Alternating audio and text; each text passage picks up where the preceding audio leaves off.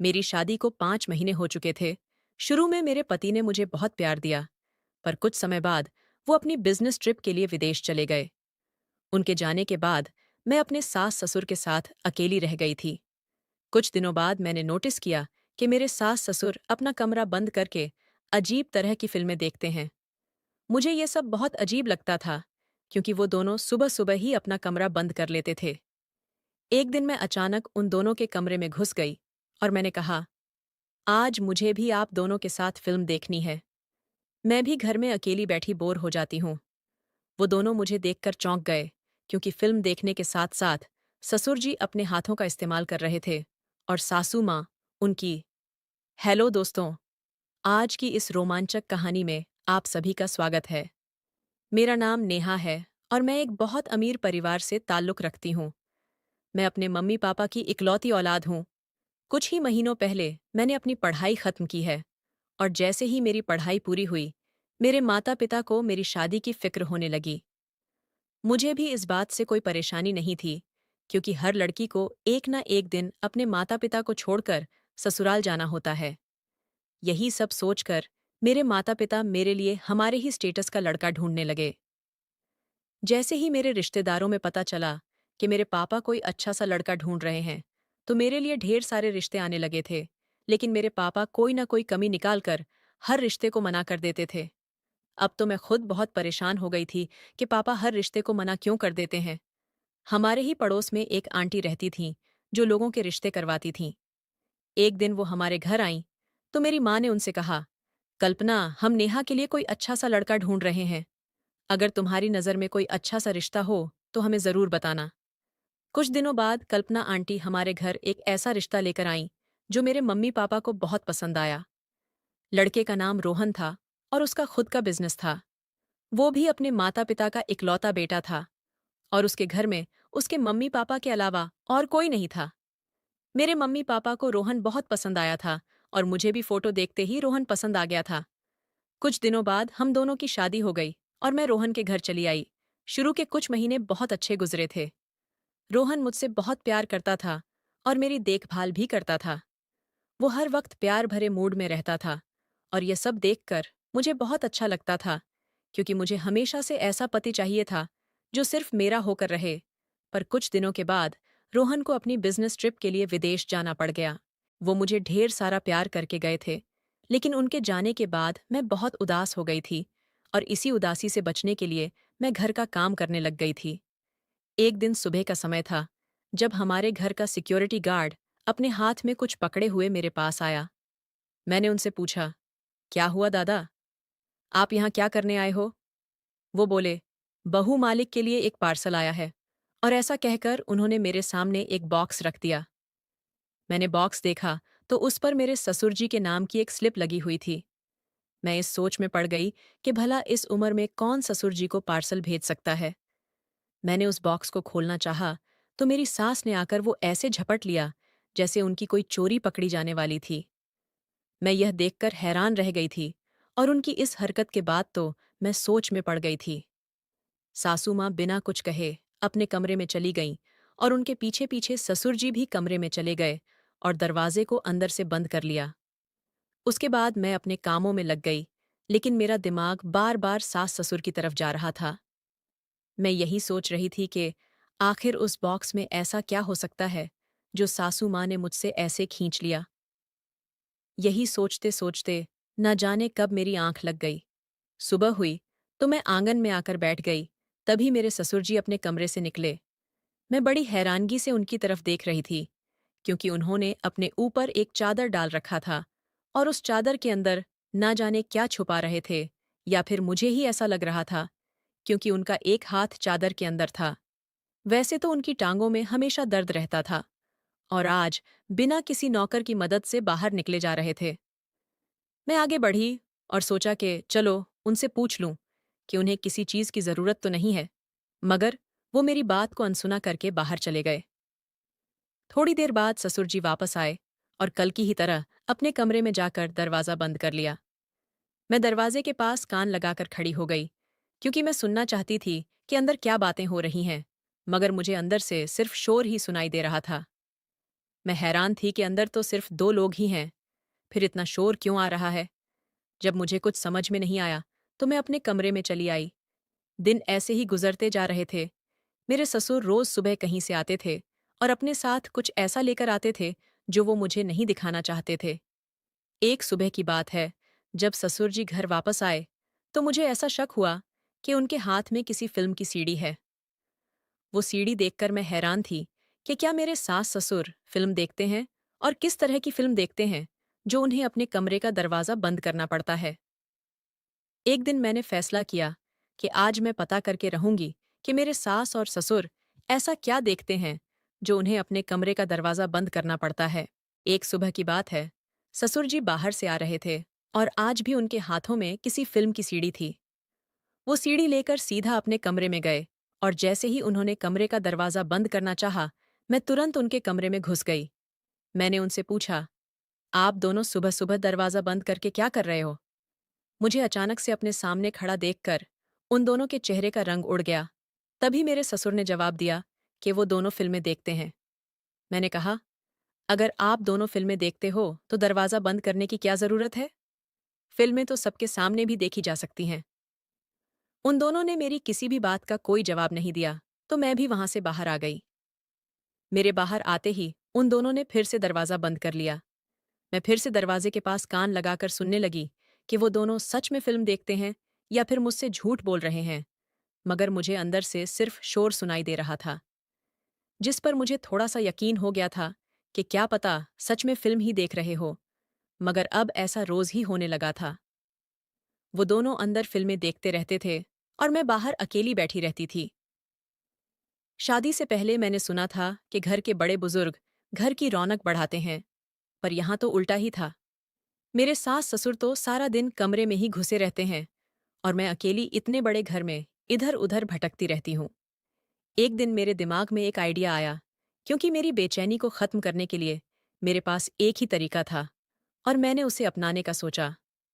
अगले दिन मैं सुबह जल्दी उठकर आंगन में बैठ गई। पर ये क्या, आज तो ससुर जी कहीं बाहर ही नहीं गए थे और ना ही कोई पार्सल हमारे घर आया था, और ऐसे ही 5 से 6 दिन और बीत गए। अब ना ही मेरे ससुर घर से बाहर जाते थे और ना ही कोई पार्सल आता था।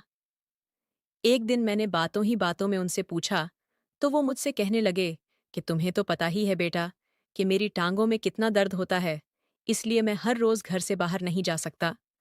मैं उनकी बातों पर भरोसा नहीं कर पा रही थी, क्योंकि कुछ दिन पहले तक तो वो रोज ही सीढ़ी लेने जाते थे। यही बात जब मैंने उनसे कही तो उन्होंने चिल्लाना शुरू कर दिया। वो बोले, बहू, कोई मेरे काम में दखलंदाजी करे, ये मुझे बिल्कुल भी पसंद नहीं है। तुम अपनी हद में रहो, वरना तुम्हारे लिए अच्छा नहीं होगा। उन्होंने इस तरह से कभी मुझसे बात नहीं की थी, इसलिए मैं रोती हुई वहां से अपने कमरे में आ गई। अब मुझे उनसे थोड़ा थोड़ा डर भी लगने लग गया था, पर अब मेरा शक यकीन में बदलता जा रहा था कि जरूर कोई ना कोई ऐसी बात है जो ये दोनों मुझसे छुपा रहे हैं। अगले दिन वो फिर सीढ़ी लेकर आए और अपने कमरे में चले गए। तभी मैं उनके पीछे गई और अपनी सासू माँ से कहा, आज मुझे भी आप दोनों के साथ फिल्म देखनी है। रोहन बहुत दिनों से अपनी बिजनेस ट्रिप पर गए हुए हैं और मैं घर में अकेली बोर हो जाती हूँ। क्या मैं भी आप दोनों के साथ यहीं बैठ जाऊं? उन दोनों ने मुझे ये कहकर कमरे से बाहर निकाल दिया कि ये हमारे जमाने की फिल्म है और तुम इसे नहीं देख सकती। इतना कहकर उन दोनों ने फिर से अपने कमरे का दरवाजा बंद कर लिया। अब मैं बाहर खड़ी इसी सोच में डूबी हुई थी कि यह क्या बात हुई भला। अगर मैं भी उनके जमाने की फिल्म देखना चाह रही हूं, तो वो दोनों मुझे क्यों नहीं देखने दे रहे? मैं उदास होकर उनके कमरे के बाहर ही बैठ गई। कुछ घंटे बाद मेरे सास ससुर भी बाहर निकल आए, पर मैंने उनसे कुछ नहीं कहा, क्योंकि मैं नहीं चाहती थी कि उन्हें मुझ पर शक हो जाए कि मैं उन दोनों पर निगरानी कर रही हूं। दिन गुजर रहे थे, पर मुझे मेरे सवालों के जवाब नहीं मिल रहे थे। रात हो गई और मैं अपने कमरे में सोने के लिए चली आई। मेरे सास और ससुर भी अपने कमरे में चले गए थे। आधी रात को अचानक से मेरी आंख खुली, तो मुझे मेरे कमरे में घुटन सी महसूस हुई, इसलिए मैं उठकर आंगन में चली आई। आंगन में आकर मैंने देखा कि दरवाजे पर 2 आदमी खड़े हुए हैं। ये सब देखकर मैं डर गई। पहले मैंने सोचा कि उनसे जाकर पूछती हूँ, पर फिर मेरी हिम्मत नहीं हुई। उन दोनों ने चादर ओढ़ रखी थी, इसलिए मुझे उनके चेहरे नहीं दिखाई दे रहे थे। अचानक मेरी आंखों के सामने अंधेरा छा गया और मैं बेहोश होकर जमीन पर गिर पड़ी। सुबह जब मेरी आंख खुली तो मैं अपने बिस्तर पर ही थी। मुझे सर में बहुत तेज दर्द हो रहा था और मैं बस यही सोच रही थी कि मैं अपने कमरे में कैसे आई। अचानक मुझे रात की बात याद आई और मैं बाहर की तरफ भागी, जहां मेरे सास और ससुर बैठे हुए थे। मैंने उनको कल रात की सारी बात बताई, पर मेरी सास ने कहा कि बहू, तुम्हें कोई भ्रम हुआ होगा। मैंने उन्हें समझाने की बहुत कोशिश की कि वो मेरा भ्रम नहीं था, लेकिन वो दोनों मेरी कोई बात सुनने के लिए तैयार नहीं थे।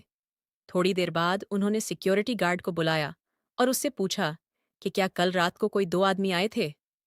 गार्ड ने जवाब दिया कि वो सारी रात ड्यूटी कर रहा था।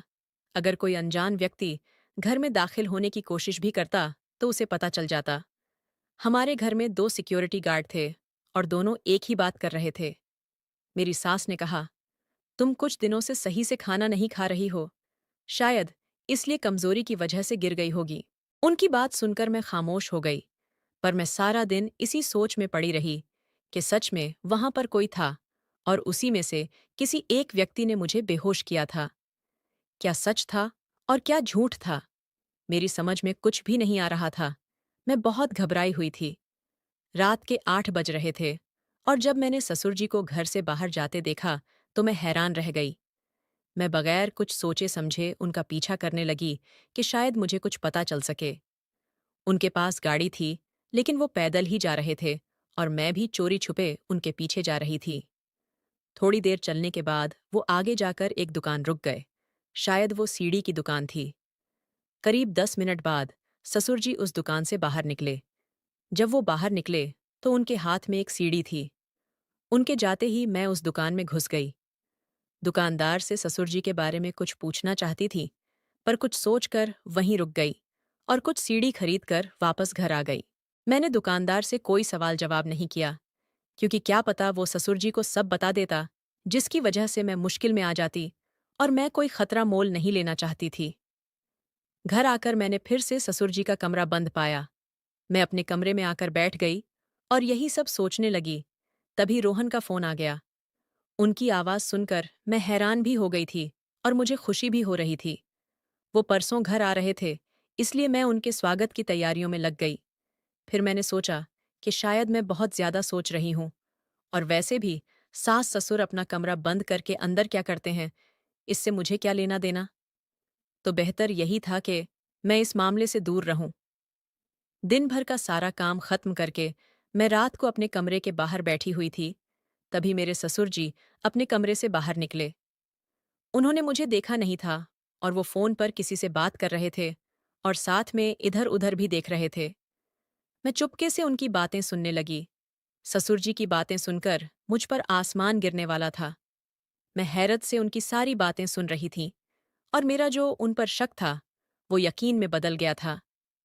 सारी बातें खत्म करके वो अंदर चले गए और मैं भी अपने कमरे में आ गई, मगर मेरे दिमाग में उनकी वही सारी बातें घूम रही थीं। अब मुझे पूरी सच्चाई पता करनी थी, मगर सारा सच जानने के लिए मुझे ये जानना जरूरी था कि सास और ससुर अपने कमरे में क्या करते हैं। अगर वो सच में फिल्म देखते हैं तो उस फिल्म में ऐसा क्या है जो मुझे देखने से मना करते हैं।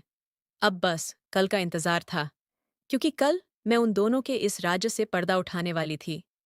आखिर इंतजार खत्म हुआ और कल का दिन भी आ गया। ससुर जी सीढ़ी लाने चले गए और सासू माँ अपने बाकी कामों में लग गई। तभी मैं उन दोनों के कमरे में जाकर छिप गई। मुझे पता था कि कुछ ही देर में ससुर जी सीढ़ी लेकर वापस आ जाएंगे। आज मुझे पता लगने वाला था कि मेरे साथ ससुर ऐसा क्या देखते हैं जो वो मुझसे छुपाते हैं। मेरे पति को भी वापस आने में थोड़ा सा ही वक्त था, लेकिन उससे पहले मुझे इस रात से पर्दा हटाना था। कुछ देर बाद मेरे सास और ससुर कमरे में आ गई। उन दोनों ने उस सीडी को प्ले किया और फिल्म देखना शुरू कर दिया। फिल्म शुरू हो गई और मैं उसे बड़े ध्यान से देख रही थी। जैसे जैसे फिल्म आगे बढ़ रही थी, मैं शर्म के मारे पानी पानी हो रही थी। मैंने उस फिल्म में जो भी देखा था, उसके बाद मैं वहीं जम गई थी, क्योंकि मुझे समझ नहीं आ रहा था कि मुझे अब क्या करना चाहिए। आधे घंटे बाद वो फिल्म खत्म हो गई और मैं गुमसुम होकर वहीं बैठी रही। मुझे अंदाजा भी नहीं था कि अगर मेरे सास ससुर को मेरे वहां होने का पता लग गया तो मेरे साथ क्या करेंगे। मैं अब अपने आगे के प्लान का इंतजार करने लगी। करीब 10 मिनट बाद दरवाजे पर दस्तक हुई। मेरी सास ने जैसे ही दरवाजा खोला तो वो दंग रह गईं, क्योंकि बाहर पुलिस वाले खड़े हुए थे और मैं भी उसी वक्त उनके कमरे से निकलकर बाहर की ओर भागने लगी। मुझे उनके कमरे से बाहर आता देख सास ससुर दोनों चौंक गए थे। मैंने उनसे कहा कि क्या आप दोनों खुद अपनी कहानी बताएंगे या मैं बताऊं? तब तक रोहन भी आ चुके थे। पुलिस ने जब सख्ती से पूछना शुरू किया तो मेरे ससुर जी ने बताया कि हम लोग एक गैंग के लीडर हैं और हमारे साथ बहुत सारे आदमी काम करते हैं। हम लड़कियों को अगवा करते हैं और उन्हें विदेश भेजते हैं, और जो अगवा की हुई लड़कियां विदेश नहीं जाती हैं उन्हें हम अपने ही देश में गलत कामों में लगा देते हैं। इन कामों में बहुत अच्छे पैसे मिलते हैं और ये काम हम बहुत सालों से कर रहे हैं, और अब तो इस धंधे में हमारे कदम अच्छी तरह जम चुके थे, इसीलिए हमें आज तक कोई पकड़ नहीं पाया है। पर पता नहीं इस लड़की को हम पर कैसे शक हो गया। मैं तो इस लड़की को पहले दिन ही मार देना चाहता था, पर पता नहीं क्यों मेरी पत्नी को इस पर तरस आ गया। मैं इसको रास्ते से हटाने वाला ही था कि तब तक इसने हमारे बारे में सब पता कर लिया। मेरे पति को भी इस बारे में कुछ नहीं पता था। उन्हें नहीं पता था कि उनके माँ बाप इतने सालों से किस तरह की जिंदगी गुजार रहे थे। मेरे पति को ये सब देखकर काफी शर्मिंदगी महसूस हुई। मेरे सास और ससुर को पुलिस पकड़कर ले गई और उनके जरिए बाकी सब लोगों को भी गिरफ्तार कर लिया गया। मैंने और रोहन ने भी वो घर छोड़ दिया। सास और ससुर की सारी काली कमाई का पैसा हम दोनों ने गरीब बच्चों में बांट दिया। कमेंट करके जरूर बताइएगा कि आपको ये कहानी कैसी लगी। अगर आपको ये कहानी पसंद आई हो तो इसे लाइक करें और अपने दोस्तों के साथ भी शेयर करें। आगे भी ऐसी रोमांचक कहानियों के लिए हमारे चैनल को सब्सक्राइब करें और बेल आइकन दबाना ना भूलें।